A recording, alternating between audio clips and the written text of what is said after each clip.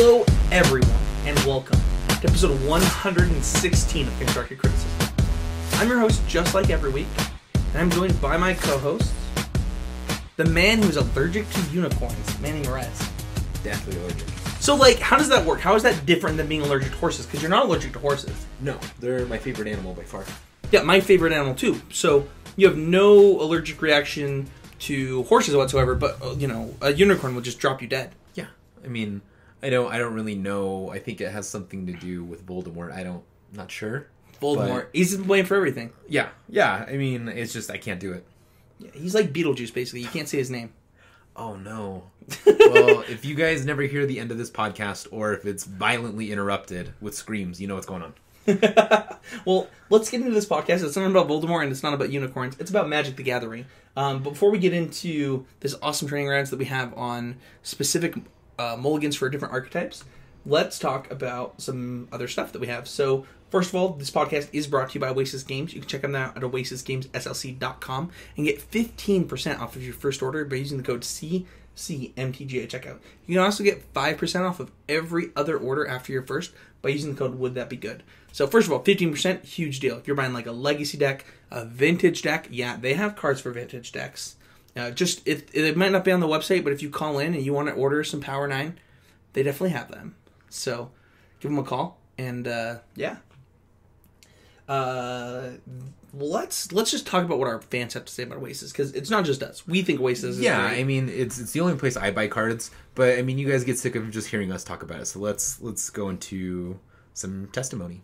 Every time I order from Oasis, it's the perfect experience. I hate ordering online because it doesn't support my LGS, but the most amazing thing is about Oasis, the turnaround time.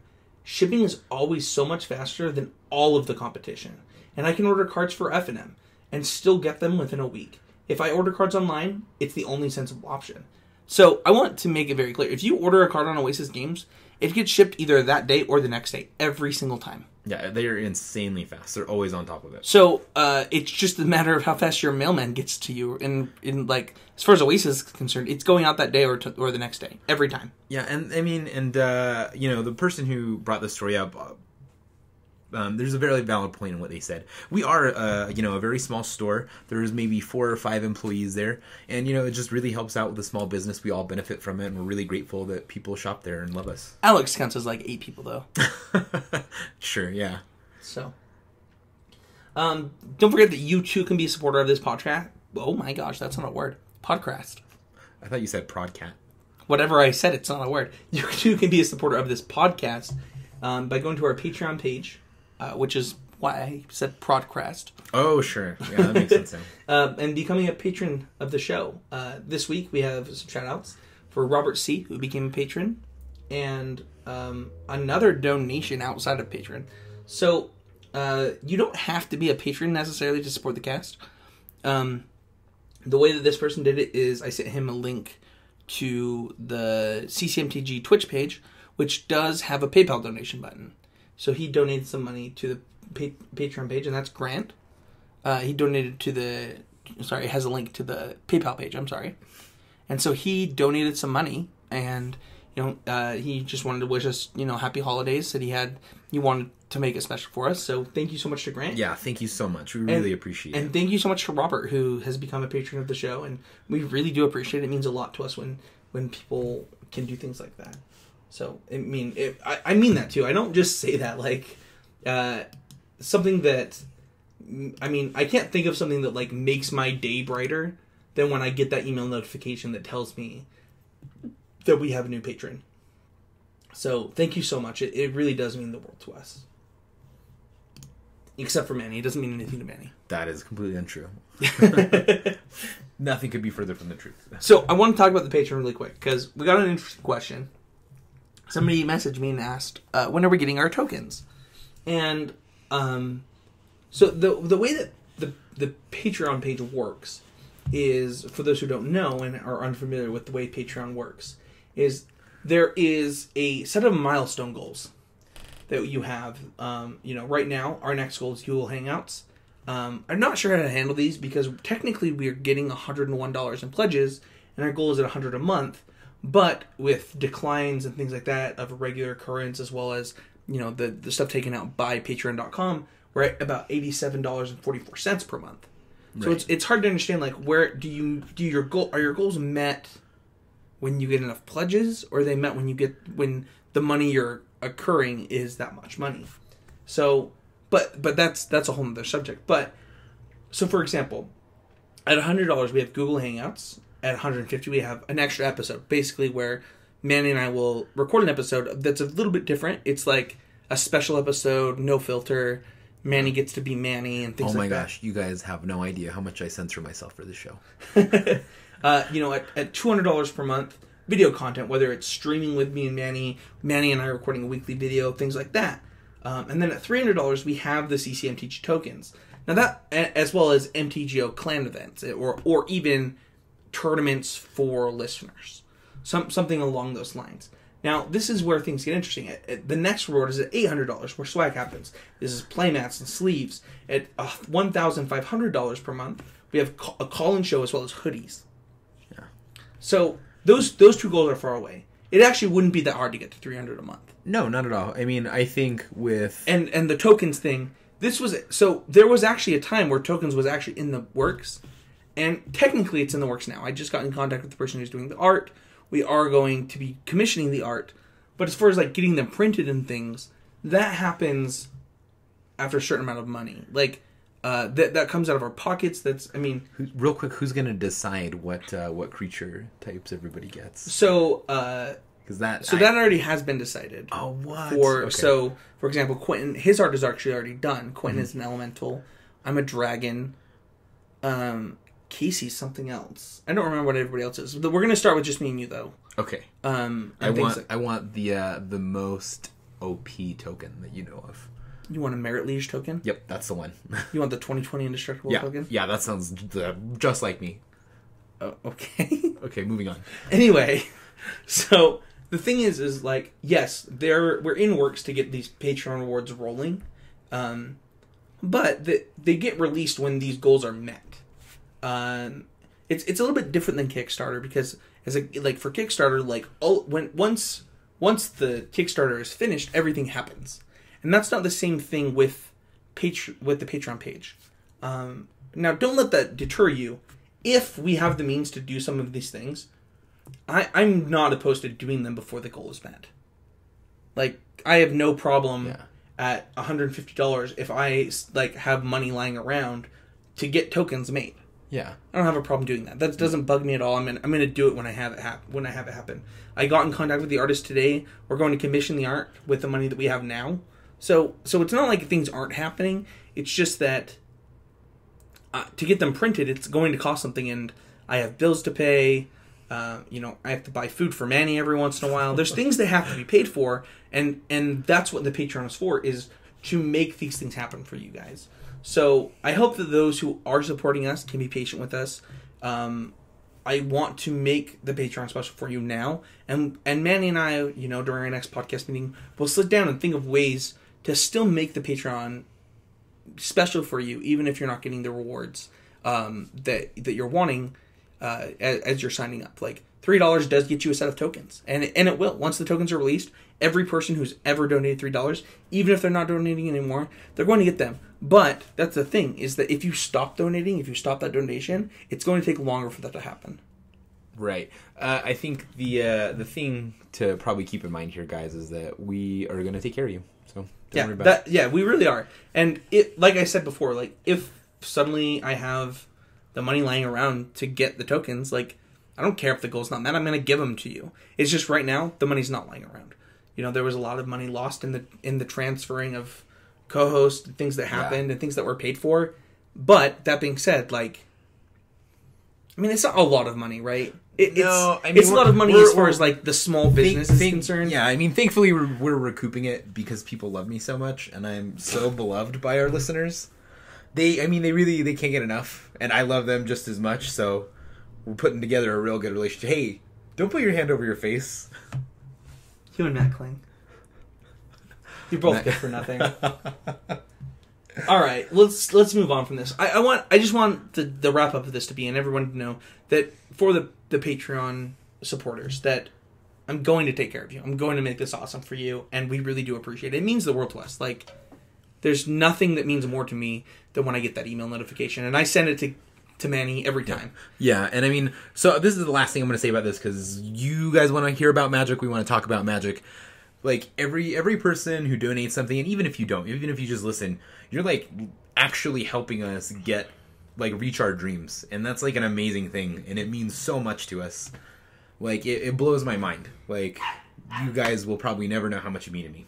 We wanted to talk on this podcast this week. Like every week. So, let's talk about Hashtag Always Improving. Hashtag Always Improving is basically the point of this podcast. This podcast is about self-improvement, looking inward and seeing what you can do to improve as a person and as a Magic player. So every week, we want to talk about what you can do to improve, but we want to share in that with you. It's not just about what you can do. It's also about us. Like, I have a very big mindset that if you're not moving forward, you're actually moving backwards. There's no standing still. Yeah, I would completely agree with that. And so, for me, Hashtag Always Improving is a pretty important segment. So, Manny, how have you improved this week at Magic or life in general? Well, so far, I have not hit the table a single time, and I intend on doing that for the entire episode. So, for those who don't know what you're talking about, what are you talking about? I have a bad habit where when I get really excited when I'm talking about a subject, I'll, like, smack my hand on the table like I'm some kind of a dictator addressing his people. Just boom, boom, boom. It was actually really funny. So, last week, we actually paused the podcast. I said, Manny, you can't hit the table. Yeah. You were, on a scale from 1 to 10, you were like a 9 on unhappy. Yeah, I was like, Manny, you can't do that. Gotta stop. So the next thing that happens is, fans of the podcast, they actually come, and we got an email and a Facebook post that was like, hey, you gotta stop hitting on the table. Oh, I didn't know about the email. It's okay. And the thing is like, it was funny, because during editing, I messaged Manny, I said, Manny, like, dude, you gotta stop hitting on the table. And Manny, you haven't hit the table yet. It's been like 10 minutes. Self-control. Self-improvement, right? Hashtag always improving. Right. No, I think that it's a little thing, but it's funny, because, like, remember, I think it was like 2 years ago when we became good friends again. Yep. You noted that I always filled my ice tray up. Yes. Every single time. Yeah. And you were like, but I think you said to me something like, you're very diligent in filling it up. Yeah. And I said, oh, that was actually my New Year's resolution. Yeah, you were religious about it. Yeah, you were very impressed. You were like, that was your New Year's resolution? Well, it was surprising that, number one, it was your New Year's resolution, and number two, that you stuck by it so fiercely. Well, that's the thing, is like, if I'm going to make a New Year's resolution, it's going to be something I do, right? Right. It doesn't have to be this vision of grandeur, right? Your idea of improving can be anything you want. Sure, yeah. And you know what? Filling my ice tray up, every time I used it, increased my quality of life dramatically. Yeah, I would say so. It also increased my friends' quality of life dramatically. How often do you have ice when you come to my house? Every single time that I want it. It's amazing, right? I mean, I think that might be a little bit of an overuse of the word amazing, but it's impressive. I don't know that it's not amazing, right? Like, I don't have an ice maker, and yet you always have ice when you come over. And the thing is like, whether it's a very small thing, but it's amazing that 2 years later, I still refill my ice tray. We did a podcast about shedding bad habits a few weeks ago, right? Right. And we talked about how a habit is something that's, like, very hard to break. Yeah. And I have created filling my ice tray to be a habit of mine, and I just always do it now. Yeah, I can't imagine you not doing it at this point. I mean, you've probably seen me fill my ice tray like 100 times. Uh-huh. So, the fact is, like, in 3 weeks, or probably longer than that, because you only do the podcast once a week, but in a few months, like, you won't ever have the desire to hit the table. Right. And that's a huge improvement. I'm sure. That is the definition of hashtag always improving. Yeah, our listeners will appreciate it quite a bit, I'm sure. So for me, I did something I've never done in the history of this podcast this week. I'm scared. What? I played Magic with like 5-6 listeners. You've never done that? No, never. I've done that already. I've been on the podcast. It actually was you who I was like, you know what? Like, if someone wants to play Magic, I'm just going to play Magic. Yeah.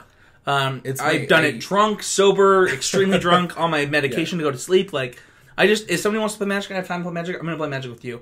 The thing is like, it was great. Even in the one, like, yesterday I played one match with somebody, and I don't know that we played a meaningful game of Magic. In game one, he drew like 3 Wingmate Rocks in a row, and like didn't actually like make a meaningful play. Yeah. In game 2 and 3, I drew 8 lands and 7 lands with my green red target red deck. Sure. But he actually messaged me and told me like he learned about rules interactions. I talked to him about like how certain cards work, things like that. Yeah. If he would keep him mulligan hands, like what plays I would make with his deck, showing me his hand, and he actually thanked me. He said he learned a lot, and it's like in 3 meaningless games of Magic, there were like obviously not meaningless, right? Well, seemingly meaningless. Sure. I felt like I made an impact on people's lives, and that improves me as a person, I feel like. So I always just want to thank the listeners who played Magic with me this week. I really appreciate it, and I'm glad that whoever is out there that learned something, I'm glad you could learn something. I've learned a lot in Magic. I don't by any means think I'm a great Magic player. When I think of great Magic players, I think of Paulo Vitor and John Finkel and Kai Bude, and I'm nowhere close to that, but I've learned a lot, and I think I'm a pretty good Magic player. So I appreciate those who have come to me for the things that I have gained in knowledge, and that I've shared this with you, because it actually makes me a better Magic player to have to explain rule interactions to you. Yeah, I mean, it really does. I think it's, anytime you're teaching something that you know fairly well, it only strengthens what you know about it. Yeah, absolutely. So that's hashtag always improving for me this week. Don't forget that if you're a patron of the show, you can submit something to the Patreon page, and you too can all be always improving. This week we have a message from one of our patrons named Eduardo. He says, I'm a huge fan and a Patreon supporter. In fact, I won Card of the Week this week. Yes, you did. And we're sending it to you today. Cards of the week, really. I messaged you on the Patreon site. The reason I messaged you is to ask for your advice. I think I'm a decent Magic player. When I focus, my biggest problem... I think I am a decent Magic player when I focused. My biggest problem is maintaining focus throughout the whole match. I notice I start off strong and then get worse as the game prolongs. For example, I knew an opponent had a planar outburst for like 12 turns, yet I died to an awakened planar outburst that I could have easily played around. I simply forget to consider that. Any advice on keeping our focus during a long match? Keep up the great work. So, the initial thing that I messaged him is the exact same thing that you said when I brought this question up to you, is to take notes during a match. Yeah, absolutely. Just whenever, you're keeping your life total... keeping track of your life total. You almost always want to do it on a pad. I mean, you can use a die, but the thing about using a pad is that you can go back and track and, see combat damage, fetches, even make notes of it if you want. It's actually funny that you bring that up. I think I told you about 1,000 times to stop using dice to keep track of your life total. Yeah, absolutely. And you fought with me tooth and nail over it for, I think, like months. I don't recall this, but I believe you. Yeah, I would get so mad at Manny. In fact, he would actually, like... I think you and Justin Sloan both bought those big dice. I bought mine because Justin Sloan had his. And like you guys would keep track of these life totals on these humongous 20-sided dice. Yeah. And every time you would get them out, I would tell you like, Manny, get a life total, get a life pad out. Like, you need to get a life pad out. You need to get and like no, I'm better when I have these big huge dice in front of me. And like I actually am so strongly against using dice to keep track of your life total. The person who actually did our logo. He actually has an app. It's called 2020 Life Total. Uh-huh. He actually has an app where I believe you can take notes and keep track of life totals on your phone. If you have your phone in airplane mode, a lot of judges will let you do that.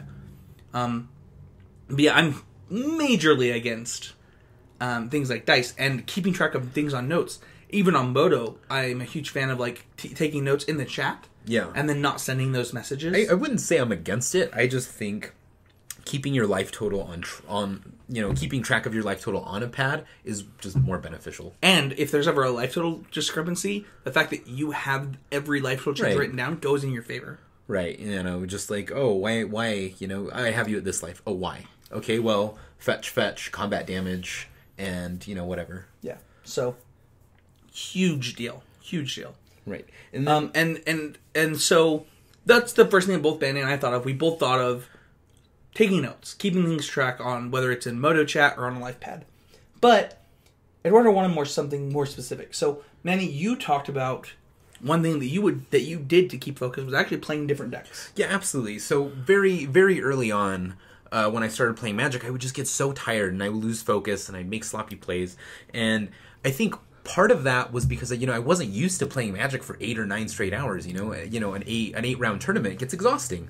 You're using your brain, you're concentrating very hard, you're focusing, you're doing the very best you can. And just, so going back, so we'll get to the different decks thing, but part of getting past that, getting so tired and losing focus on matches was just getting into the groove where I was used to playing that much Magic. So I think it's like anything else, where if you're a basketball player, if you play basketball for several hours a day, or you practice basketball for several hours a day, a 1 hour game or however long they are, I don't watch basketball, but however long a game is, is nothing to you. I actually play basketball, used to play basketball a ton. Right. And you and I actually played a game of one-on-one, 3 months ago. Yeah, 3 or 4, somewhere around there. And both of us were exhausted. Oh my gosh, yeah. Exhausted. We were the most tired we had ever, and we were playing till 11, and we both got, I think it was 4-3 in my favor, and we were almost done. Yeah, it was an ugly sight. No, and that's the thing, is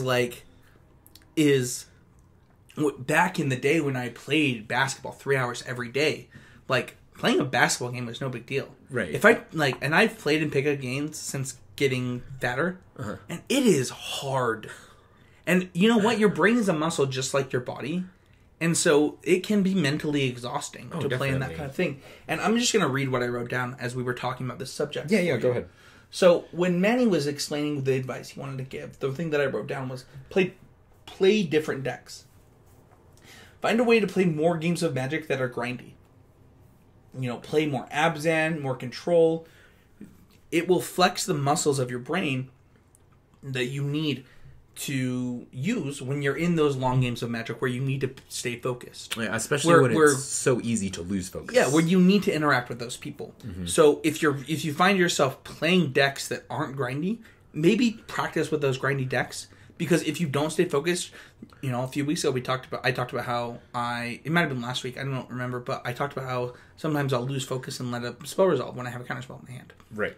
And so doing things like this will help you improve that aspect of your Magic game. Yeah, one thing that I like to do is a friend of the show, Austin Geltz, he loves playing Control and he loves playing... You forgot to use quotations when you said friend. Did I? What? Oh, no, I love Austin. But anyway, so he loves... Friend of the show. Yeah. So he loves playing the grindiest, most horrible Magic you can possibly imagine. He loves it. The longer a match goes, he's in ecstasy. So what I like to do is on Cockatrice, I'll pick a Control deck and we'll jam games. And it helps me so much in staying focused and playing those long matches and, making sure that I'm playing the best Magic I can throughout the whole match. Because if I start to lose focus and I start to, drop my level of play, he'll get me good. Yeah. Here's what I wrote down. And here's what I wrote down when I was trying to think of how I would approach this. Because Eduardo, he wants something general. It's how can I improve my focus in life? Because that's what it really is. It's about life here.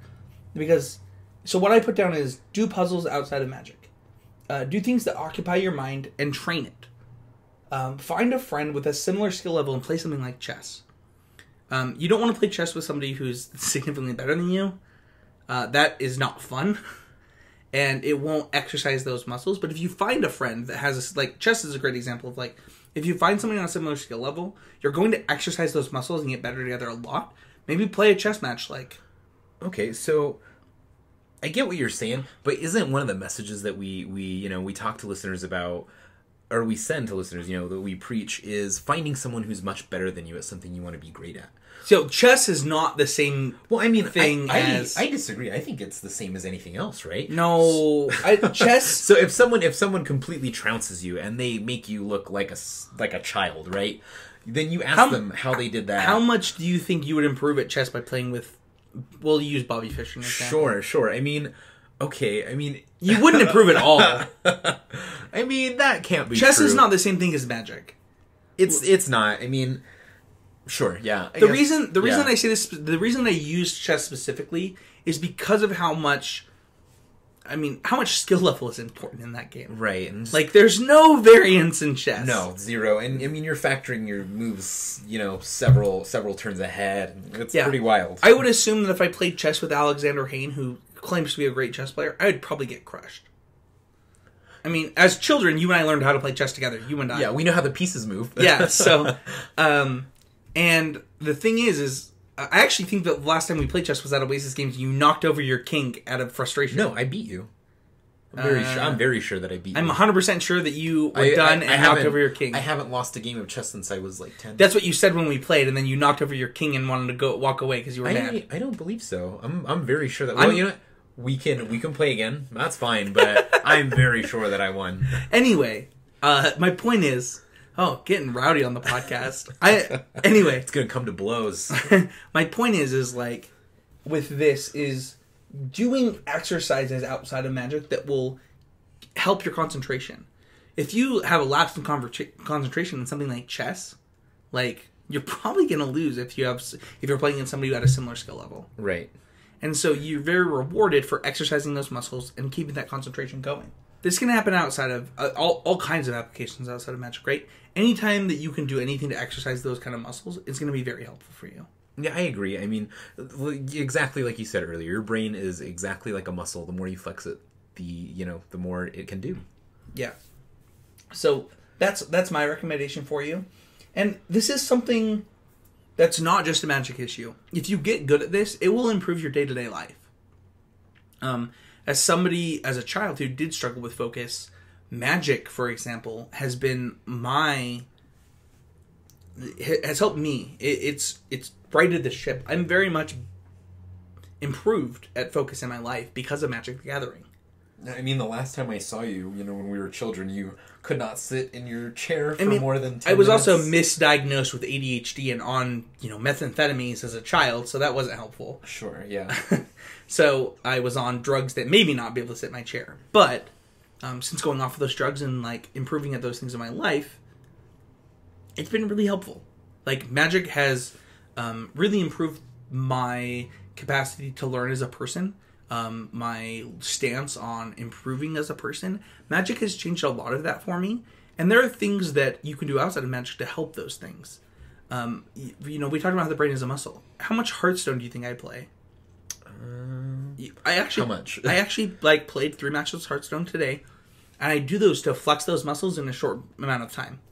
Where they're similar muscles to my Magic muscles, but I want to expand, I want to get better, I want to find different ways of thinking. And those are the kind of things that you need to do, Eduardo, to improve at Magic. And to improve at this skill. Because it's a skill. It's not how do I do this at Magic? This is a skill in life. And the things that we teach on this podcast, in the end, they're all really life skills that we are applying to Magic. When we look at it, surrounding yourself with greatness, that's a life skill. How successful are the people that surround themselves with great people? They're way more successful. How successful are the people that shed their bad habits? They're way more successful. How about people who are better at micromanaging themselves? They're way more successful. There are things that we teach on this podcast that we teach because, first of all, they're going to make you a better Magic player, but in the end, they're also just going to make you a better, more successful person. We should write a self-help book. I like it. It's actually not even me that said this. We actually had a player who came up to me at SCG Las Vegas and said, I love your podcast. You are the TED Talks of Magic podcasts. This may be surprising. I've never seen TED Talks. Regardless, I think that the question that Eduardo has, I think that you will find that if you execute in this area and you get better at it, you'll find that you're better at it in life. So I encourage you to do the things that we're talking about. And if you have any additional questions, let us know, because I need to improve at focus. Manny needs to improve at focus. Everybody does. If you're more focused, you're a better person. Yeah, I've never heard anybody say, I just focused too much that time. Yeah, exactly. So, all right, let's move on from the Patreon interaction this week, and let's go to Card of the Week. My favorite segment. Well, this week we're giving out a pretty sweet card. We're going to give out a Gideon, Ally of Zendikar. So before we announce who we give it to, why are we picking Gideon? Because it's amazing. It's an incredible card. If you and your opponent are in top deck mode and you draw that card, it feels very, very good. So let's talk about the decks that have seen Gideon in them. Everyone that plays white. Green, white. Yes. Megamorph. Yep. Abzan. Esper Control from Patrick Chapin even had that card. Yep. Esper Tokens. We have Jeskai tokens. Like you said, it's insanely versatile. It's insanely powerful. It's an all-around great card. What makes it good? I mean, the fact that the second it sees play, it begins advancing your board state. Like, you're advancing your game plan. A 2/2 every turn is so significant. And I mean, if your opponent doesn't have any ways to deal with it, you can smash you can smash them for 5. It's great. I mean, not to mention that you can make an emblem that makes all of your tokens 2/2s, right? If they were 1/1s before. Sure. Well, let's talk about who's going to win this card of the week. To be eligible for this, you have to be a patron of the show, $3 or more. That's not to say that's not something that can't change. So we actually got asked, what is the level of this? And this level can change. For example, if we get to like any reasonable amount of money where the podcast is very self-sufficient, it's paying for our time, it's paying for things like that, it's paying for things like this, then every patron will be eligible for it. Right now, it's $3 or more. But this is the one time you can have on the table, Manny. Who is winning the card of the week? Vanessa wins. Vanessa, you have won the card of the week. Please shoot us a message, whether it's on Patreon or you can message me on Facebook, message Manny on Facebook. We just want you to claim your reward. We'll hook you up. We'll get it sent to you. And we appreciate it. We appreciate you as a supporter of the show, being a patron. It means the world to us. We hope you enjoy the card. We hope you get to play it and crush some opponents with it. Yeah, Manny has even played this card in Modern. I have, yeah. It's decent. So, okay, and real quick, when you said you get to hit the table, you actually hit the table, and I want to hit it, so I'm going to hit it real fast. Do you want a drum roll? Oh, just one. No, I just want to give it one good smack. Go for it. All right. I hope that didn't hurt anyone's ears. Satisfying. Satisfying. Okay. Well, let's go to power rankings this week. So this week on power rankings, we don't have any. So the last couple of weeks, there have been a lot of split formats, and as listeners to the show that have been listening for a while know, I'm not doing power rankings during split format weeks anymore. It's not interesting. It's not helpful. Nobody learns anything. We have to adjust the power rankings for the split formats. It doesn't make any sense. Right. You just wouldn't be getting the data. It's not valuable data. Right. Exactly. It's not something you want to base what you're going to play this week off of. Like, for example, we have an SCG Invitational and the SCG Players Championship. Those are warped metagames. Right. Yeah. These are not actual metagames. Like, no. Like, you're not going to see a metagame where literally, 70% of the people are playing Abzan aggro right now. That's not a thing that's happening. No. And that's what happened. So, it's just not valuable data, and we're not going to present it to you because it's not helpful to you. So, no power rankings this week. But we did get some feedback that people want power rankings articles every week. Yeah, that's exciting. I think that's a great idea, and we're going to start doing that for you guys. Did you just volunteer? No. Did you volunteer me that I was going to do it? Yes. I appreciate that. You know all the typing and the anything to do with computers and keyboards. That's you, man. You got it. You bring some sass to the podcast. That's right. I bring myself and I bring a good attitude. So we'll during our next podcast meeting, Manny and I will talk about incorporating things like that into the website. It probably won't happen until after Christmas, which is this week. So right, yeah, we're very close to that. So sometime during the new year, we'll talk about things that we can do to incorporate things like that. But no power ranks this week. But we are not without topics to talk about. Deal or no deal? Deal or no deal?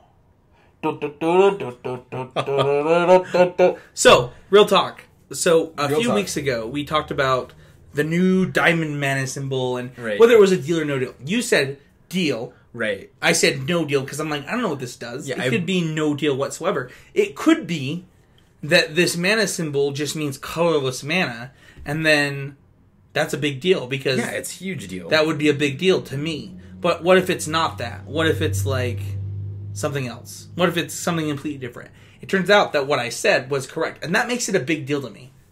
What about you? Is the new mana symbol a big deal to you, and how does it affect constructed magic? So it is a big deal. I mean, in essence, they've now turned colorless into like a sixth color. I mean, your generic mana and colorless mana are different now and not always interchangeable. So for those who don't know, generic mana means those 1s, 2s, 3s, 4s, 7s, 8s, 9s, 10s on your, like, Emrakul is 15 generic mana. Right. And then there's this new thing that's colorless mana. That's this diamond symbol. And that's a different mana. That means that you have to specifically be tapping a land that taps for colorless mana. So that means that things that are routed backwards. So things like Pain lands, they do tap for a colorless mana. Things like Filter lands, they tap for a colorless mana. Things like Ancient Tomb, they tap for 2 colorless mana. So those things that used to create generic mana are now creating colorless mana. Because that's what they always did. They always created this colorless mana. Right. It just never needed to be specific in something's casting. Right. Class. But so into a generic mana, you can tap like a mountain, which creates a red mana, and put it into that generic mana. But you actually couldn't tap a mountain to create the mana for something that required colorless. Right. So it's a little bit different, and I think it's a big deal. And I think that it's something that mechanically Wizards can reproduce. And also, not even Wizards' idea. What? Where did it come from? The Great Designer Search, John Laux, former co-host of Limited Resources, I almost said Limited Time Only, created this exact mechanic almost. When? What was the... So the Great Designer Search was a contest that Wizards held to find the next designer for Magic the Gathering. Mm-hmm. And John Laux entered, and this is one of the things that he created during his time in the Great Designer Search. And they've now incorporated it. Did he get the job? He did actually not get the job, but he did work at Wizards later. Okay. He has since quit and created a game called like Luton Legends. So check that out. It seems like the idea then very much made an impact on them. Well, and the thing is like, we have to remember that like, so right now it's 2015, and Wizards is creating things for 2020 right now. Oh, really? I thought they did 2 years ahead. 2019? I think it's 4 years ahead for their special 4-year projects. So they always have a 5-year plan in place. So that means they're always 5 years ahead. In some capacity. Not in creating cards, but like having a 5-year idea of what they're doing.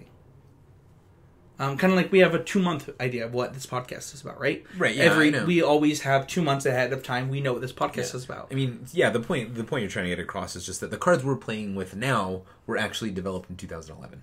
Yeah, they're really old. To people like Mark Rosewater, can you imagine him trying to keep track of what's going on in the world? I'm sure he's got a lot on his plate. Yeah, I mean that's got to be a hard decision. Hard decision, not the right word. Hard thing to keep track of. And I mean, most of the people at Wizards, they don't even remember the cards by their real names. They remember them by their designer names. Right. Like Red Guy That Deals 2. Like that's a card name that they would have played with. Yeah. I think that this is a big deal. And I think that it's a big deal because of how easy it is to revisit. Right now, Wastes, which are the colorless basic land, they're only in battle for Zendikar. So if they don't reprint Waste in Oath of Gatewatch, they're only in Oath of Gatewatch. So if they don't reprint them in Shadows over Innistrad, then they're actually not legal once Oath of the Gatewatch rotates. Because just like a basic land, so Plains is printed in every set, right? Mm-hmm. Which makes it legal in every set. Right. So let's say that 3 years down the line, or 2 years down the line, however long it takes. Sure. I can't remember off the top of my head what the new rotating schedule is. Big block, little block. Sure, but it's also different. So it's 6 months between everything, 18 months between a rotation. Right. Which is different than 2 years between a rotation. Yeah. So it's different. A little bit, yeah.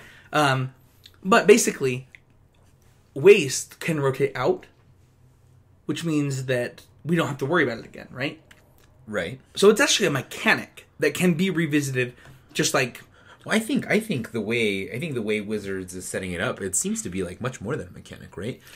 I mean, it is a mechanic, right? Because I mean, it's a beautiful mechanic because it's so simple and so elegant. And that's why I think it's a big deal, is because any time the Eldrazi come back, they can just bring this back. I mean, they don't even need the Eldrazi, really. Not technically, but see the point of the Eldrazi is that they're devoid of color, right? Right. No, I understand, but I mean, there's so many facets of the game where anyone could fit this in. It's a very Boros episode. Is it Boros? Is that the word? I don't know. Where it's you care about the storyline. Oh, yeah. Yeah, so, I mean, it's something that I feel like you could, in essence, if you felt it necessary, you could fill it into, a lot of different... So we're both on this is a big deal. Oh, yeah, definitely. I actually, I'm going to wait until, I get to play some cards with it and, see what kind of decks emerge from this. Does this change things like Ancient Tomb for you, where, like, it creates this mana, but it's 2 colorless mana specifically? No. Does it make... to me, it makes these cards better. Yeah, I mean, I guess I would say that it does. Yeah, I was just thinking the exact same thing about the Painlands, right? So yeah, they become Tri-lands. Yeah, they're untapped Tri-lands. It's incredible. Like, it made these cards much, much better. And I think it's going to be interesting to see how they work with decks now. Because, I mean, like, cards like Hangarback Walker, right? Where they're typically cast for 2 generic mana. Now, something in the future, it could be cast for only 2 colorless, right? Or something similar to it where now that card is not nearly as good. Yeah, I mean, I think that it's a big deal. I think that we'll see it in the future. It's just interesting to note that this is the only set that currently has this, and we need to move forward knowing that. But also, if I was a financial speculator, if I opened a foil waste in my booster pack that was full art, I'd be snapping that thing off fast. Pack one, pick one. I think it's worth a lot. Yeah. But I don't know. Yeah, I mean, we'll see. We'll see. All right, well, let's move on from Deal or No Deal, and let's talk about our training grounds this week, and that's Archetype Mulligans. Man, we've talked about Mulligans on this podcast, I think, twice in 100 episodes. And we're back at it again. Yeah, I mean, we discussed them last week, and we didn't really get We played Sneep Keeper Ditch last week. Right, yeah. I mean, the game involves mulligans, right? So now we're going into it a lot more in depth. Kind of our ideas and our theories behind what you should do, how you should do it, and when you should do it. It's actually funny. People really liked Sneep Keeper Ditch last week. I mean, it was good. It was fun. I mean... Even funnier is that previous co-hosts of the podcast hated playing Sneep Keeper Ditch on the show. Why? They didn't like it. They thought it was stupid. Huh. I won't name names, but like previous co-hosts actually hated it. They said it didn't add to the show. The fans loved it. We're going to play Sneep Keeper Ditch with like 4 different decks this week. Oh my gosh. Okay. Are you so excited? I love playing Sneep Keeper Ditch. I play it on the way to tournaments all the time. I love it. I do it all the time. I love hearing people's thoughts on hands. And, I'm a very aggressive person when it comes to mulliganing, and others are not. And I love hearing their opinions and their thoughts. I'm not aggressive when it comes to mulliganing, and I should be. I definitely should be more aggressive. Well, let's talk about some notes that I have before we get into archetypes. So, this will be broad. You need to know each deck that you play and its specific mulligan situations, because it's not the same with every deck. Every deck is composed differently, but have some basic and broad things that can help you. It's not the same for everybody, but there are things that are the same, or similar at least, right? Combo decks are even more different. Combo decks, I feel like combo decks, your mulligan decisions are even more important in a combo deck than any other type of archetype. Think of how different it is to mulligan with elves than Belcher, or elves than Oops All Spells, or Splinter Twin than Storm. Your mulligan decisions are vastly different. And that's not the same, when you play an aggro deck, is your mulligan decision with mono red that different than your mulligan decision with a Striker red? No, probably not. No. I would say not. I mean, Is your mulligan decision with Jund midrange that different than your mulligan decision with Abzan midrange? No. Not really. No, you're looking Is your for mulligan the same decision things. with Esper control that different than Grixis control? No, you're looking for similar things. Right. So there's key identifiers in each of these archetypes that you're going to look for, and then if your hand doesn't pass the mental test that you give it, then you got to get rid of it. Oh, wow. That was a really mental test. We need to write that down. That is exactly what a mulligan is. Trademark. Manny's I thought of that. You heard it here first. You heard it from me. So, let's talk about... one more thing. So, we both have different mulligan preferences. As we just talked about, I'm more aggressive. I'm really aggressive. I will mulligan a lot of hands. I believe that my average 6 is going to be better, and that's way more important than any other decision I make. I'm making very important decisions before the game even starts. So I'm very aggressive when it comes to Mulligan. I don't know the last one-lander I kept. Like, it's even hard to convince me to keep a one-lander with mono red. Like, it's actually hard. Yeah, and I mean, again, that's still very dependent on what you're playing. I mean, playing green-red aggro in Modern, with a Burning Tree Emissary in hand, one land in hand, being on the draw, that's something I might consider keeping, depending on how many one-drops I may have. All right, so obviously there are so we're going to talk about aggro, mid-range, control, and combo. Those are the things that we're going to talk about. And I'm going to switch this up. We're actually going to talk about combo first. So what is your ideal lands to spells for an opener with a combo deck? I mean, again, so it depends. If we're talking about Splinter Twin, you definitely want to have enough 2 to 3 lands. Yes, yeah. So you want to have enough lands to play. So like Grixis Twin, you're very much playing a control game until you can combo off. So you're wanting to keep control of the board state. You're wanting to make sure that nothing kills you and that you are comboing when you want to and when it is the correct time. How can your lands and spell variation change in order for you to keep it still? So, for example, in Splinter Twin, I'd want like 2 to 3 lands every time. Right. But if I had like Gitaxian Probe, Serum Visions, Deceiver Exarch, Splinter Twin, one land, and then something else. Like, that is a one-lander that I would keep. That would be, for me, a snap keep. It would be a Sneep, right? Yeah. I went from, I would never keep a one-lander to, I would snap keep this hand. It's a very significant difference, and the thing to think about is, like, what percentage do you have to draw land when you have Gitaxian Probe, Serum Visions? Yeah, I mean, it's huge. Yeah, in addition to, your draw step, let's say you're on the draw, right? Let's say you're on the draw to make this. If you're on the draw, you would be insane to mulligan that hand. Right. So with seeing that many cards, your percentage of seeing a land is so very good that it's crazy not to. So if you know you're playing against aggro, do you still keep that hand? I mean, if you're playing against aggro, chances are they have not a whole lot of interaction, maybe, a few bolts, but you're probably fine. I mean, a lot of times, you're beating aggro by comboing out. Yeah.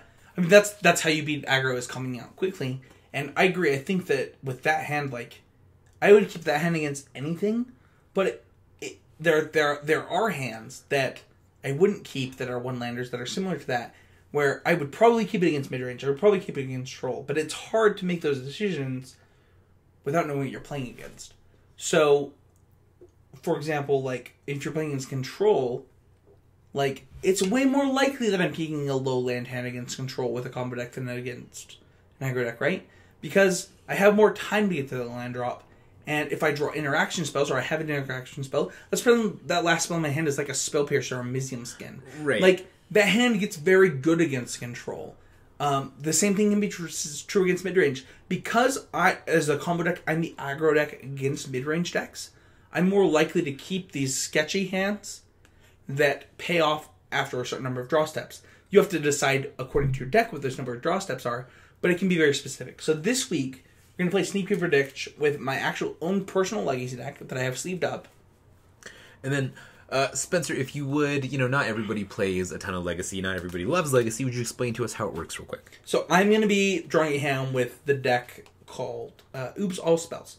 So a lot of the decks that you'll see nowadays, they play Underworld, Cypress, Cerebus, and it's a little bit different than the deck that I play.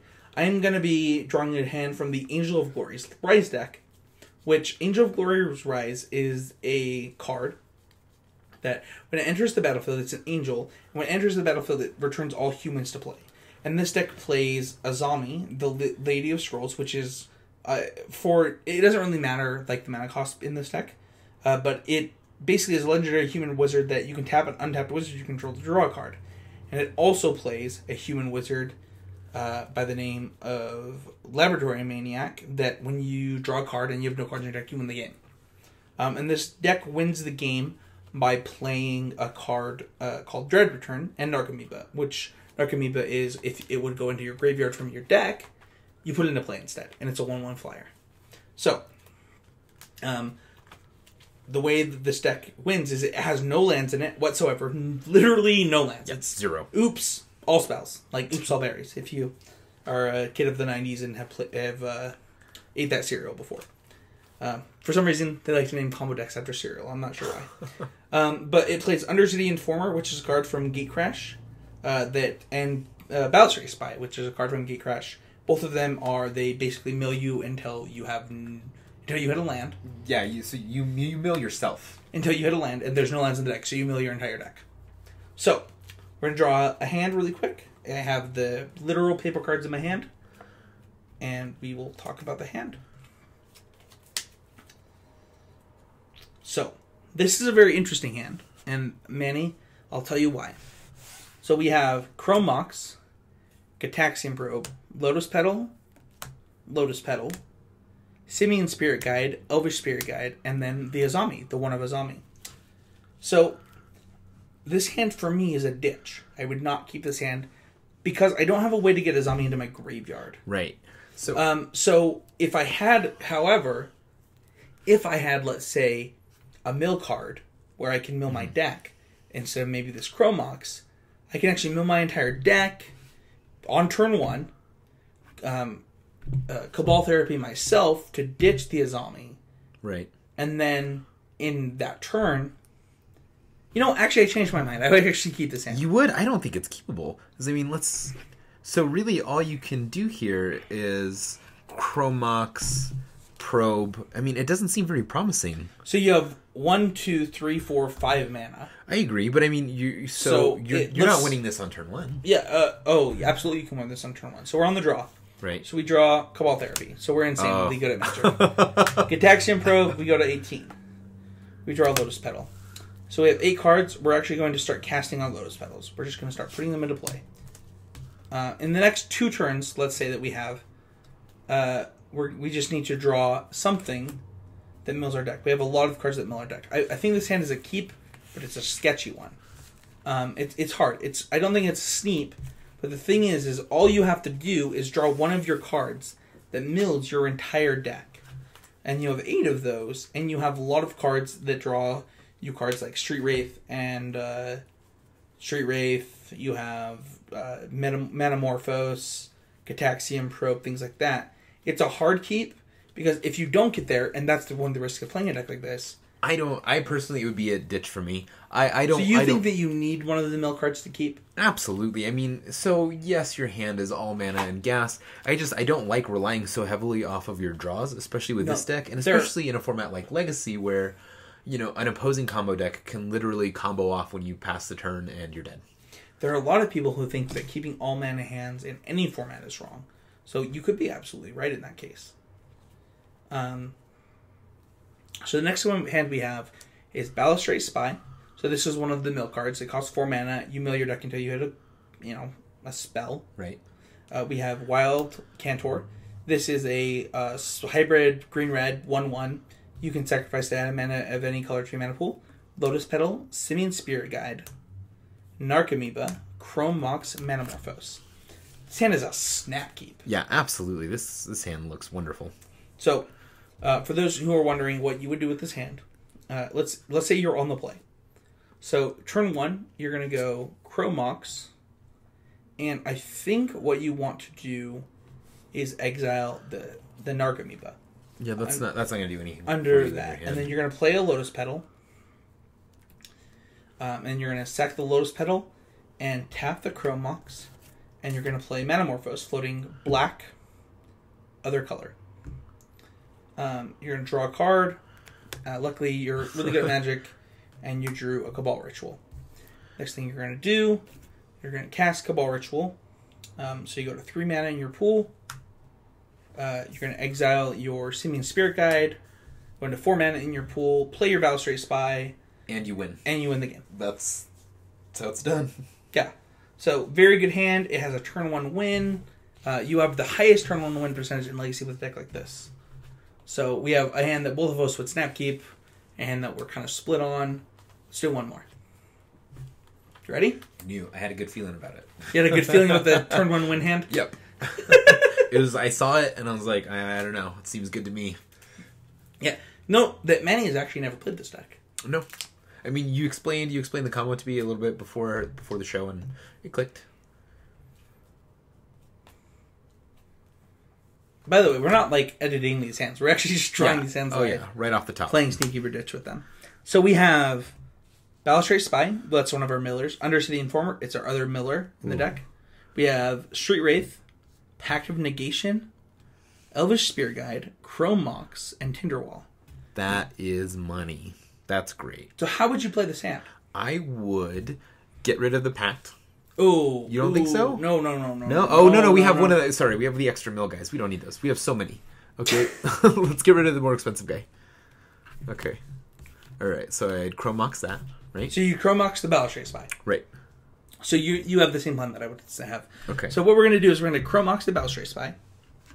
And so we have a black available to us. We would then probably cycle the Street Wraith before any of this, putting ourselves to 18. Yep. Yeah, and we're bad at Magic and we draw an Archetype. Oh, that doesn't seem good. But we're still going to do the same thing. We're going to Chrome Mox the Balustrade Spy, exile the Spirit Guide, cast the Tinderwall, cast the Tinderwall, sacrifice the Tinderwall, tap that, play the Informer, and then pass the turn. Yep. Next turn we untap, draw a card, activate Chrome Mox and the Undercity Informer to mill our entire deck and win. And then if they have it, they have it. If they don't, we win. Yep. I mean, and you have a Pact for backup. That's very strong. Yeah. So only if the Balustrade Spy or only if the Undercity Informer resolves. Right. Right. And it's important to note that we exile the Balustrade Spy instead of the Undercity Informer because in doing that, we create a chance for us to activate the Balustrade Spy so that we only need 3 mana technically to go off rather than 4 where we would have to cast the Balustrade Spy. Seems much, much better. So, with a deck like this, what are your worries? So obviously, with this deck, you're specifically only worried against playing Force of Will. Right. Everything else just doesn't matter to you. No, I mean, if you're on the draw, they can force and daze usually. So I would worry about, Force of Will and daze, and then just aggressive mulliganing. I mean, if you don't have what you need to win, then you have to get rid of it. And you're very favored because you get that new scry, the Vancouver mulligan. Is that what they call it? Is that what they call it? They do. I was at that Pro Tour. I just called it the scry roll. Yeah, I mean, that seems good. Well, let's load up. Let's do control next. So this time we're going to talk about a control deck that hits kind of close to home for everybody. And we're going to do... Esper Dragons. We're going to play some Sneakeeper Ditch with Esper Dragons. So... My favorite. You love Esper Dragons? No. I think I would like to play this deck for probably, I would say the rest of this month, but that leaves me like a few days. I'd like to get a little more familiar with it, I think. Sure. All right, Manny. Sneep, keep, or ditch. We have Silumgar Scorn, Dragon Lord's Prerogative. That's the 6 mana draw 4. If you have a dragon, it's uncounterable. Mm-hmm. Ultimate Price, Silumgar Scorn. So we have 2 Silumgar Scorn. We have Polluted Delta and Prairie Stream. This hand's intense. It is, and I mean it's. And then we have one more card, and that's why, in my opinion, this is a Sneep, and we have Dragon Lord Ojutai. This you can play, a number of ways, but I think this is definitely a keep. So with the Prairie Stream, obviously you're laying that down first. But I mean, with laying down the Polluted Delta on your second turn, if it's necessary, you can fetch for the black if you have to. I think that's not the best. I think Silumgar, you want to have the double blue for Silumgar Scorn, which leaves you off of black. But I mean, currently with this hand, you only have one ultimate price. So it seems very good. It seems like you have a lot of ways to play. And I mean, Silumgar Scorn on turn 2 is phenomenal, as everybody knows. Let's talk about controller really fast. We're going to ask the same questions we asked for the combo decks. What is your ideal land to spell ratio with control? I would probably say almost 1 for 1. So 3-4. 3 lands, 4 spells. Yes. In fact, I would say that there are very few hands that I would keep with 2 lands in control because I'm so aggressive. This is one of them.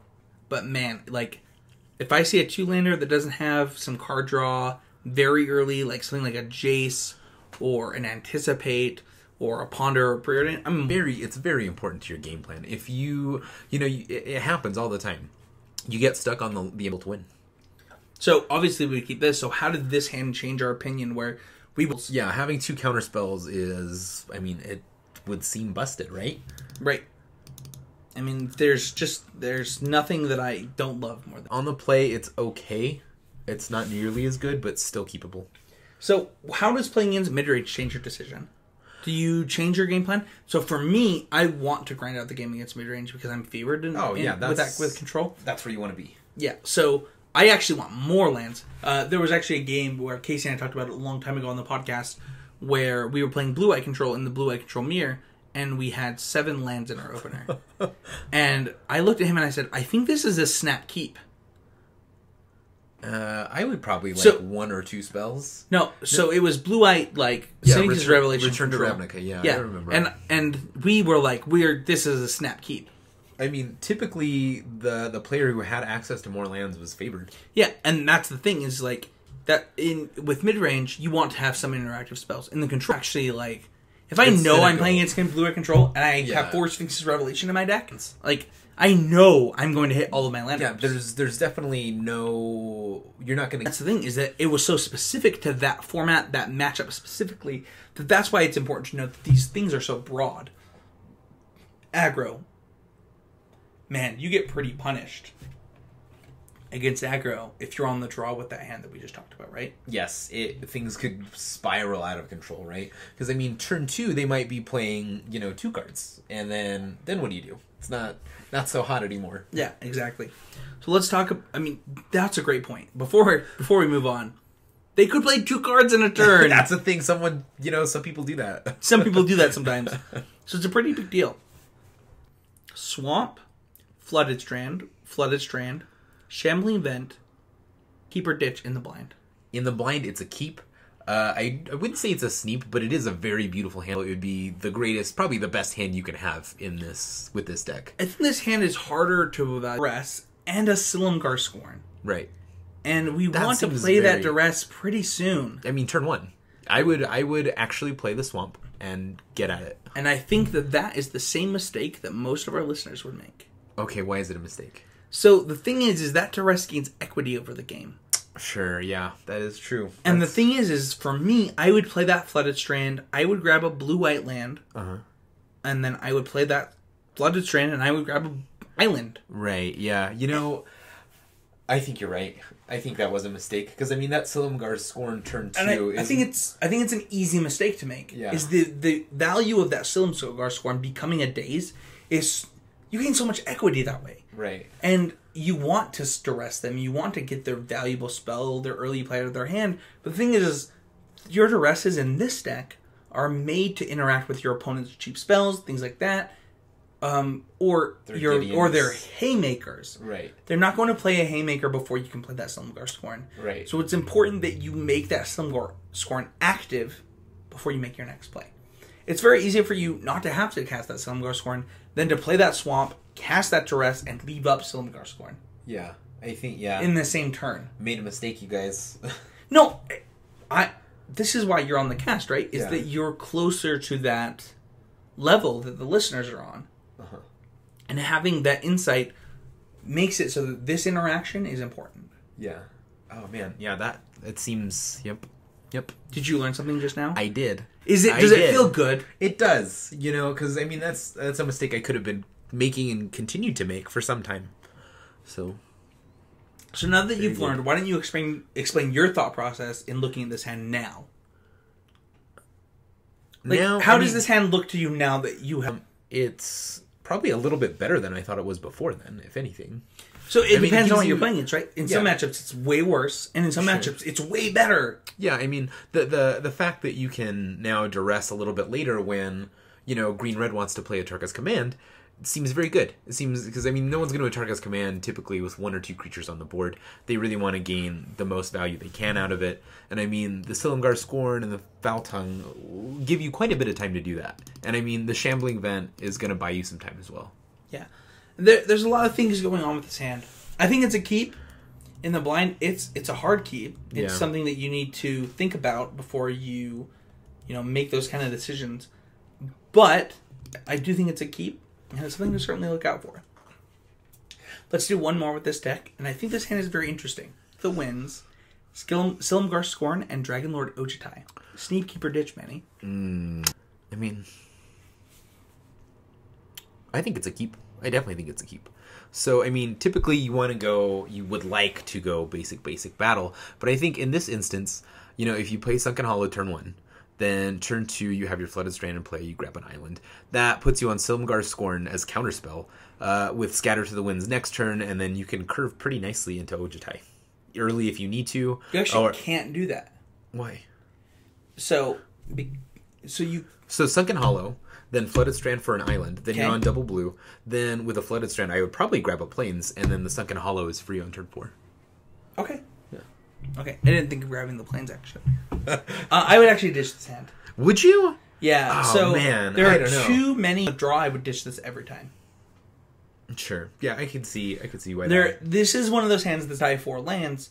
Man, that hand's really good if you're on the play, right? Right. Like, you just need to draw a couple actions. Or, you have 2 counterspells for their big plays or the game, so you can, what are they going to play that I can even interact with your Ojutai? Right. So on the play, this hand seems great. Mm-hmm. On the draw, though, it could definitely, like you said, what if somebody plays 2 spells in a turn against you? Right, and I mean, if you're playing against something like Abzan Aggro, that's almost surely going to happen, right?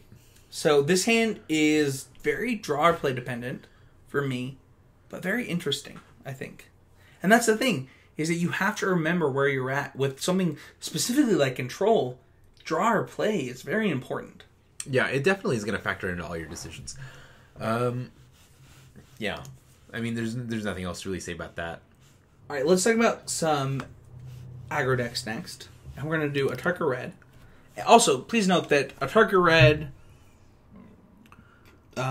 Esper Dragons, and the mid-range deck that we use, we will put the deck in the deck list in the show notes so that you can look at the deck lists if you're listening along on your computer. And then we'll hold Austin Geltz responsible for reminding me to put them in the show notes. Not Manny's responsibility, not mine. Just blame Austin Geltz if they're not in the show notes. But next up, we're gonna do some. Oh, you know what? It's actually not Atarka Red. It's actually green-red aggro in Modern. Oh, I saw the show notes and I thought you just called it an audible. I thought that's just what we were doing now. No. We're gonna do the green-red aggro deck. Sweet. I've been playing this deck nonstop. So when it comes to aggro, what are your spell to land ratio that you're hoping for? Is this closer to combo where you're more willing to keep a one-lander? Yeah, absolutely. I mean, depending on your hand, I almost never ever want to see more than 2 lands with this deck. So, but aggro in general, I think that's probably true of aggro in general. I think you're a little bit sadder to see 3 lands in aggro and combo. I think that both of them are that way than any other deck. Well, and to go a little bit bigger in standard, but typically I think that's a good rule. So you're pretty big on 2 lands, 5 spells in aggro decks. Oh, yes. And then you want to draw that's the dream. Yeah. And that, I mean, it's a little bit different than combo. You might never want to draw another land after. Does this change? Does your land to spell ratio ever change against any deck? So your game plan is very one-dimensional. You are wanting, to kill them by turn 4 or 5. You're wanting it to be over fast. You're wanting to have little interaction. And you're not doing a whole lot other than winning the game. Every rule has an exception, Manny. And yes. Yeah, that exception, I think, is the aggro mirror. Where I actually want to draw more lands than my opponent. Draw Arc Lightnings and Boiling Earths and Pyroclasms and whatever I can have in my board to favor me in the aggro mirror. I want to be the control deck post board. I would agree. I think you definitely do want to be the control deck post board. But game 1, you are wanting to get there faster. You're both on the same game plan. I mean, if you're on the play, you're very favored to get you. But I think that is true. Manny, we have Experiment 1, Flinthoof Boar, Lightning Bolt, without a thought. This is awful. This is so bad. But you have Lightning Bolt for your first 2 turns. Plenty of time to Or a control deck even. Yeah, or even a control deck. You're giving them so much time to get ready for you. So I actually have an interesting thought. If these Experiment ones were Wild Nicoddles, I would actually have a hard time deciding on this hand. I think I would ditch it in the end, but if I, like, all I need to draw is any green source in my deck, and all of a sudden my deck is actually great, because I can bolt my control opponent, draw a green source, play a Wild Nacatl, bolt them again. Like, it would actually be a great hand. But with this hand, I just think that it's too... There's not a good matchup for you. No. When you can't play your 1-drop that's a 1/1 unless you do more things. Yeah, I don't think that's... You really want to be looking at that hand almost ever. Yeah, I think it's an easy ditch. So let's go look at another one. So we have Experiment 1, Lightning Bolt, Stomping Grounds, Wooded Foothills, a Target's Command, Flint of Four, Gorkland Rampager. Okay, What is the world is this hand? I'm not in love with it, but you're not in love with this hand? No way.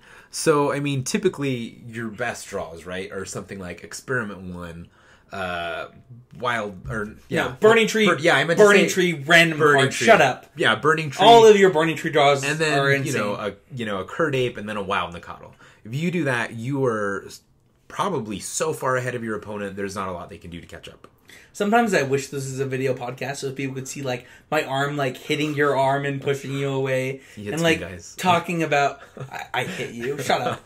And talking about how, like, you would rather have a Burning Tree in this hand. Obviously, you'd rather have a Burning Tree in this hand. No, I mean... This hand is a keep. Keep or Sneep? Keep. Snap, keep. Oh, I don't know. Flint Hoof Boar and only attacking for 2 seems so weak. What are you talking about? This deck just... What if you drew a Burning Tree Emissary? Yeah, I mean... Oh my gosh. You know what? No, because the results-oriented thinking? Exactly. We just drew the Burning Tree Emissary. But that's wrong. But also, like, your worst-case scenario is turn 1, a 1/1 that turns into a 2/2, and then turn 2 a 3/3, and then you have a Target's Command Lightning Bolt Gorkland Rampager? Like... That's a snap keep. Yeah, but if they have a decent amount of removal, where does that leave you? Almost nowhere. And they almost assuredly... Yes. Oh, yes. So they're definitely either going to have, like, a Lightning Bolt or a Path. Okay, so they Lightning Bolt my Experiment 1, and then they have this... No, they're not going to do it to the Experiment 1. Then they're going to lose! You think so? How many times have we played this deck where if they don't kill their Experiment 1, they lose? Yeah, that card is crazy. Okay, so they bolt the Experiment 1. And then they have the 3/3 to kill. A 3/3 is very big in Modern. Okay, it is especially when you have Gorkland Rampager. You can't just... Sure, everybody has your life can't revolve around people having Doomblades. They all have them. I mean, with this deck, that's not something that you're worrying about while you're playing. That's my point. That's why this hand is great. Is if you think about it, like... They need to have Lightning Bolt plus Terminate to have a great chance. So I would snap keep this hand. I definitely think it's a keep. I just don't think it's a snap keep. I don't think it's going to get you there as fast as you do. Wow. What? I would advocate the listeners to always keep hands like that. It was very good. I would never mulligan that, but it's just not as explosive as you'd never go mulligan it, but it's not a keep. Yeah, so I would keep it. I would think about it for a moment. I would keep it. I'd keep it every time. I don't even know that there's a thought. Like, you have 2 lands, a 1-drop, a 2-drop, removal spells, burn spells. Oh my gosh, look at this. And Gorkland Rampager. Oh wait, no, there's not a second land. That's not as good as I thought. Let's talk about this, because you saw this hand initially. Lightning Bolt, Wild Nacatl, Curd Ape, Burning Tree Emissary. I think on the top. And 1 land being a Windswept Heath, which obviously you would grab a Stomping Grounds with. Yeah. I think I would keep this on the draw. This is one of those hands that I would keep every time. Would you? I mean, on the play, so it's good. No, with the Burning Trees, I think you have to keep it, right? You just have to... Your payoff is so high. Yeah, you roll the dice on this one. It's drawing any land. It's too good. And we didn't draw any for... Well, also we shuffle turn 1, so the least matter. I mean, still, statistically speaking, the chances would be even smaller, but whatever. I think, the payoff there is so great. It's so large, going Burning Tree, 2 monsters. It's beautiful. And the thing is like, even if you don't hit that Burning Tree, like, you have plays. You have 2 Burning Trees and then 1-drops for the rest of your hand. Yeah, it's very good. You're not doing anything. Nothing but 2 3s and 2 2s in your hand. And every turn they're coming down. Yeah, exactly. So it's not like you're not making meaningful plays on the board. It's just harder. Because if you don't draw that land, you're not favored. Let's not pretend. That's one of those hands where I keep that 1-lander, and I'm a very aggressive mulliganer, and I would keep that hand. I would not keep it, but I would keep that hand. Yeah, I don't think you could afford to get rid of it. Next up we have Burning Tree, Tarmogoyf, Experiment 1, Dominated, Lightning Bolt, Stomping Ground, Mountain. Alright, do you want to snap your fingers on this one? Yeah, snap keep. Well, let's hear it. Well, that was a loud snap. It was a good one. Yeah. That's how good I feel about this hand. Yeah, this hand is fantastic. Why don't you talk about it? Okay, so Stomping Ground Mountain, Lightning Bolt, Domri Raid, Experiment 1, Tarmogoyf, Burning Tree. This is, I mean, other than your yard filling, you turn 1, so you turn 1, Experiment 1, then just, Experiment 1 unfortunately only evolves one time. It does. It's important to right, that. Which likely in Modern is going to happen. Yeah, I can't tell you how many times people will get Taxian Probe, Serum Visions. They're filling up the yard pretty quick. Usually by turn 3, your Goyf's pretty decent size. Yeah. How big do you think your Goyf gets in this deck specifically, where you have things like Become Immense, and you're attacking so quickly that for me in testing, it's almost always a 3-4. Yeah, it's almost always a 3-4. I would say on average more it's a 4-5. I have not had that experience. Really? Yeah, I usually find my Tarmogoyfs in this deck being 3-4s, where in other decks I have it being 4-5s or 5-6s. I mean, just land, creature, instant sorcery is the money. That's where it is.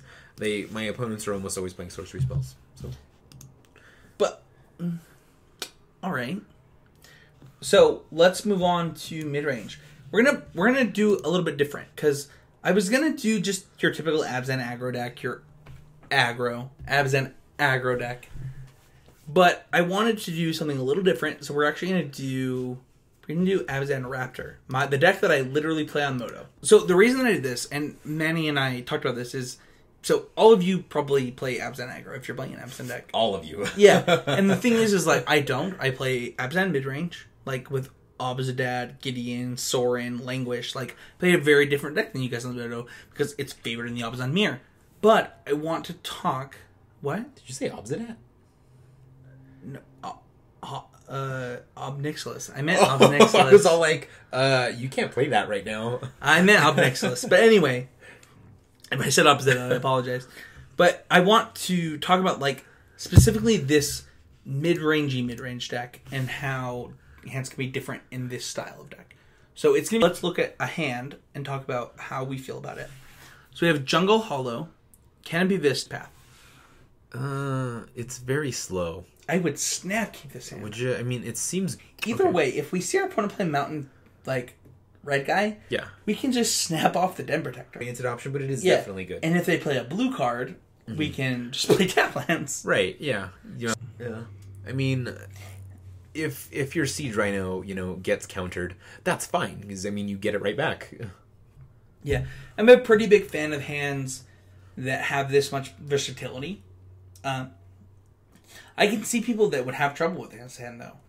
I can see people that don't know if they want to keep this, where they want this hand to go. Right, and I mean, this is a much larger deck than the Abzan that I am used to, so with it not being so highly aggressive, I mean, it's being a little biased, but I can see where you're coming from. Here's the reason that I like this hand. Mm-hmm. So against control, we have so much utility in Shambling Den Vent, Protector, Shambling Vent, Ruinous Path, Siege Rhino. You got a lot of replay.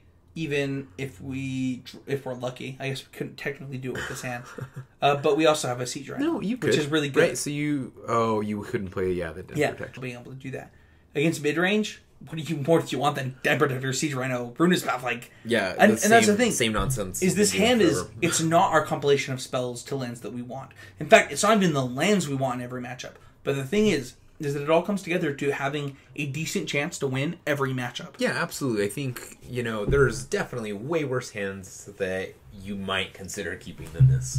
Yeah, and for that reason, for me, for its versatility, and the reason that I love mid-range decks, I'll say sweet draw. The reason that I love mid-range decks is that hands like that happen. And you have, I think, similar, it's very similar even. Yeah. But different. Because it's Abzan Control. Okay. As you would remember it. And not Abzan Aggro. Okay. Canopy Vista, Sandsteppe Citadel, Jungle Hollow. So, and then we also have Den Protector, Nissa, Den Protector, Gideon. So in the dark, I actually would never keep this hand. Never? Play for me until turn 3. In fact, it's not even a meaningful play. There's not a meaningful play for me until turn 4 with this hand. It's very, very slow. I do think you get crushed. I mean, your one redeeming quality is if you're possibly playing control, It seems pretty good. Yeah, I mean, getting up on lands and having a man land and a planeswalker, those are all very good things for you. It is just incredibly slow.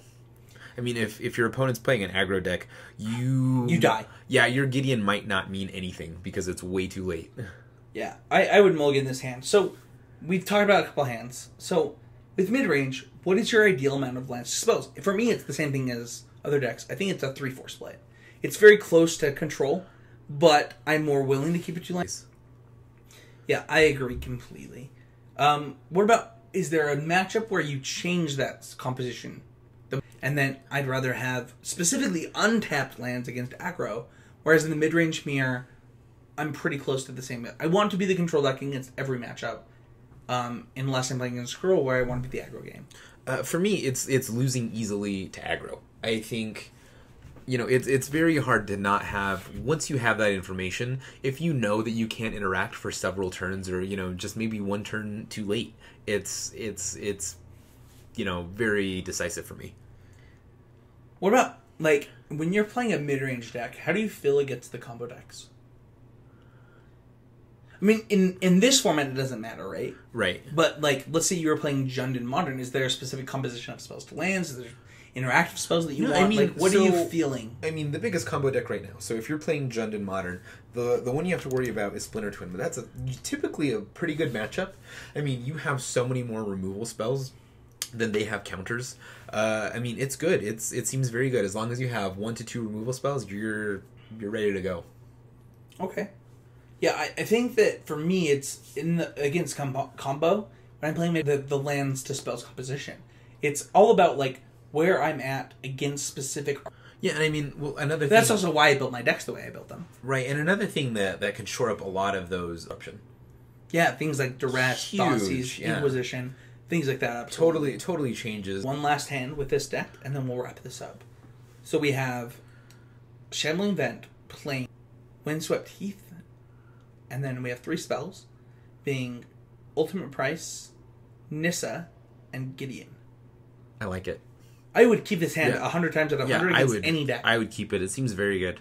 This is the perfect game 1 hand. Yep. You have early interaction against aggro, Nissa's insane against aggro, Gideon's good against aggro, control, and mid-range. Like, this hand is everything great. I've ever wanted in a mid-range deck in my life. Oh, yeah. And I mean, the fact that you can turn your battle lands on so fast is great. I mean, turn 4 Canopy Vista is never better. Yeah, I mean, this hand is great because we go turn 1 Shambling Vent, turn 2 Plane, our Forest, playing that Canopy Vista, playing that Gideon on tap. There's nothing you can't play. Absolutely. So, all right. Do we learn anything here? Like, what did we learn? Important when you're deciding mulligans. It's insane. People don't realize that player draw is so important. Oh, absolutely. It's probably the first thing I consider you have in your hand, but how they synergize together. And I know that sounds like kind of silly, but like a turn to Dark Confidant or what have you. Yeah, I think spell through land ratio is really important. Knowing how your hand plays out against the metagame. Like, what are you looking for in specific decks? When we were looking at the green-red aggro deck, we were looking at different things than we were looking at with this Abzan deck, right? Because the metagames are different. Yeah, and I mean, the way your strategy makes the world of difference. Yeah, there's a lot of things to consider, and it's important to note those things going into deciding whether or not to keep that hand. The other thing to think about is how different each archetype can be. Like, mid-range and control, you're going to want something like a 3 to 4 ratio, right?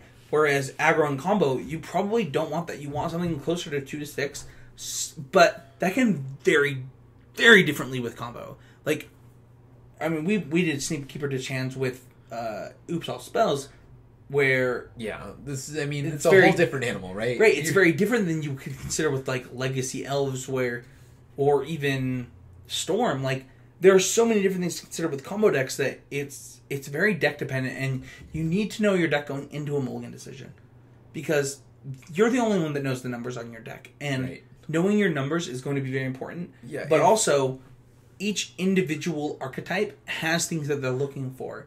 We just talked about spell to land ratios and all these decks, and we learned something. We learned the control. Surprised by that? I'm not. I mean, I actually am a little bit. I'm not a huge combo player. I feel like I'm not a big fan of combo, but I think it's an aspect of the game that I need to learn, and I need to learn it soon. Sure. Anything else you'd like to say to these guys before we go and wrap this up? No. I think we hammered everything pretty well. If you have any questions about this, and if you like this episode, or if you didn't like this episode, if it wasn't interesting to you or helpful to you, leave a comment. ConstructedCriticism.com. There, you just log into your Facebook, leave a comment, and we're happy to answer any questions you have, or if just any feedback you have. This is a very different episode than we've done before, so if it didn't work out for you, if it wasn't helpful, let us know. If it was, let us know if it stunk. Yeah, or if it was awesome, let us know how you feel about it. So, clan. Don't forget that you can join the clan by messaging myself at Spencer13Dev or Quentin at. No, you got it. I don't know it. I don't know it. No, okay. Go. Earthstripe. URTHSTRYPE. You would also message me on Facebook, and then we can set up a time for me to add you to the clan. I'd be happy to do that too. That's at Spencer Stephen Howland.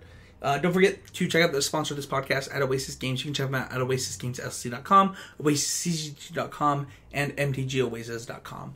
Don't forget that you can become a patron of this show by going to our Patreon page at patreon.com/ccmtg. Anything that you can do is appreciated. Cards, yay. Yeah, you do get free cards if you win. But we just appreciate everything we get. It means the world to us anytime somebody feels like what we're saying is worth something to you. It really does change our week.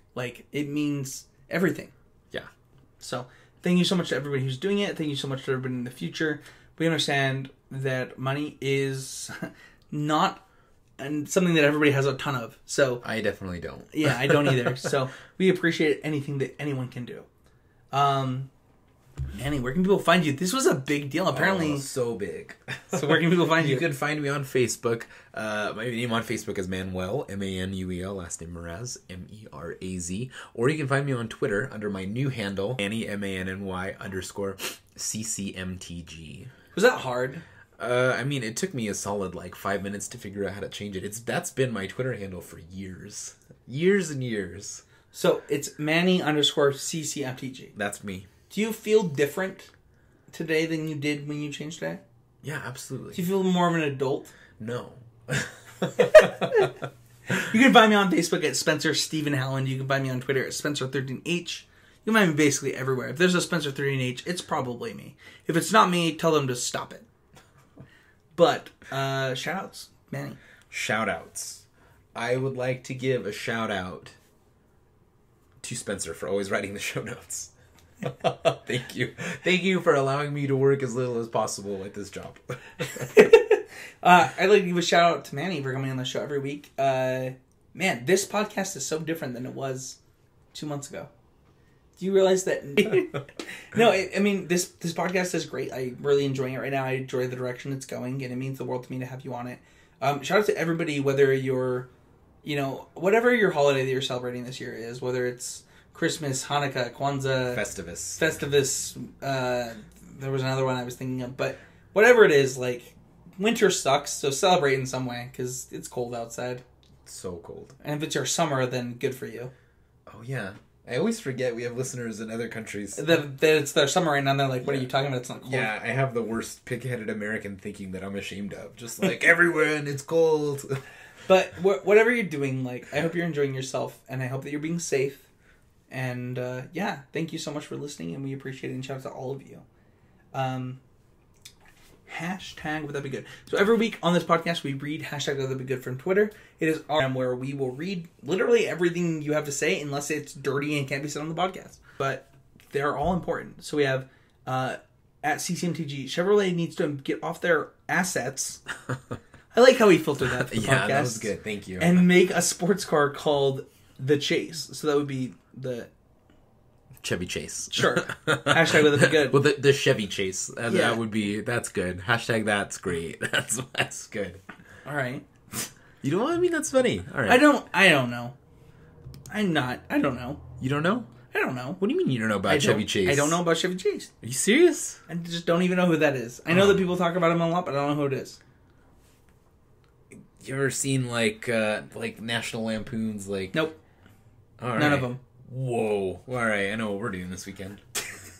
Sitting in the theater 6 minutes till the movie starts. Hashtag. This was like, so, I mean, you knew that it was going to be amazing. I kept my excitement level down so I wouldn't be disappointed. But even if I had it, I still would have been pleased. So leaving the movie theater, I was like, there were some things that bothered me. Sure. And then the farther I get away from the movie, the more I loved it.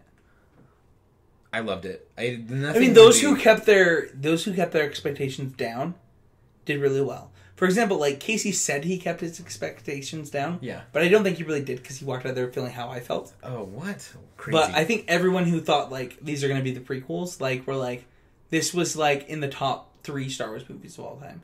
However you order them, it doesn't matter. You felt that way. So yeah. Yes, CJ, that would be good. At Manny CCMTG finally trained his Twitter handle to make make it easier for CCMTG listeners to find him. Hashtag would that be good? Is that why you did it? Yeah, of course that's why I did it. Yeah, also because you spelled... There's only so many characters they gave me to fit that in, and then that's how I had to do it. But that's not how you spell fresh. Fresh, but you can't spell the way you think you want to spell it. Well, it gave me a little extra swag, okay? Alright, whatever. Okay. Alexandra Lay, and I'll probably murder this last name, but Gamache? I put Gamchi. Okay. But... Gamache. I hope it's Gamchi, because, like, Samwise would appreciate that. Oh, I mean, maybe. Anyway. This beautiful little girl gave mom a bad case of summoning sickness, though. Can't tap for 6 weeks. Hashtag would that be good? Would that be no, good? That's terrible.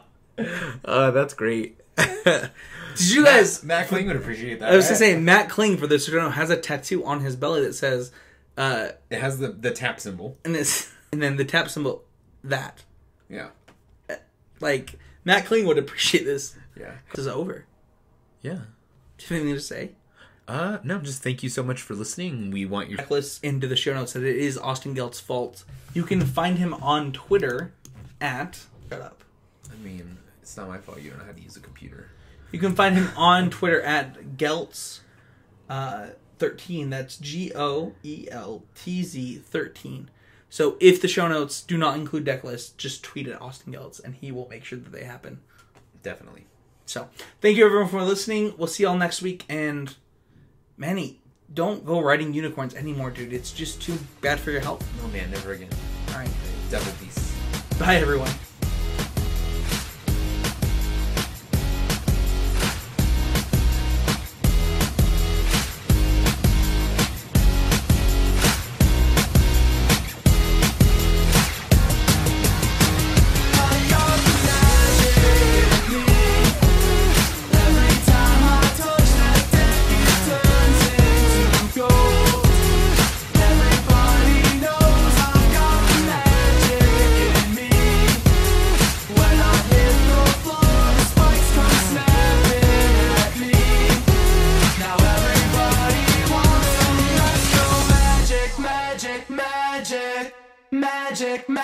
Magic.